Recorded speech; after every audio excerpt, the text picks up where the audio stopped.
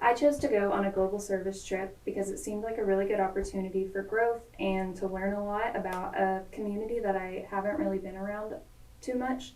So I learned a lot about the homeless community and it was very eye-opening for me.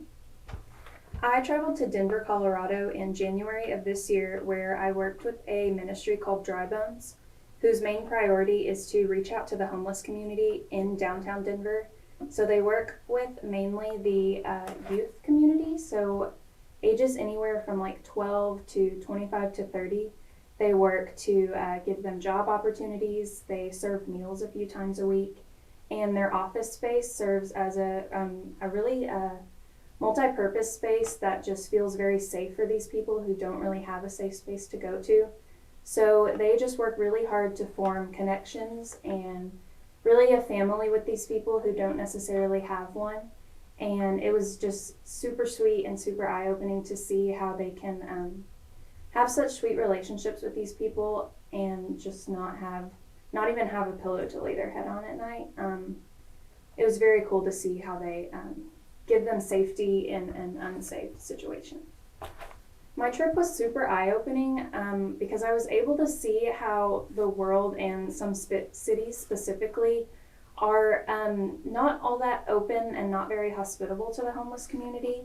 So like a lot of the architecture in downtown Denver is super closed off to the homeless community. They create a lot of barriers. There are laws where they can be fined for sleeping in certain places. So I was really opened and I'm more aware of that now. It was very sad to see how closed off they are to them and how hard they make it for the homeless community to even find a place to sleep at night. So I would say that my eyes are just more open now and I'm more aware of that. And so therefore I'm more equipped to work against that and speak out against that.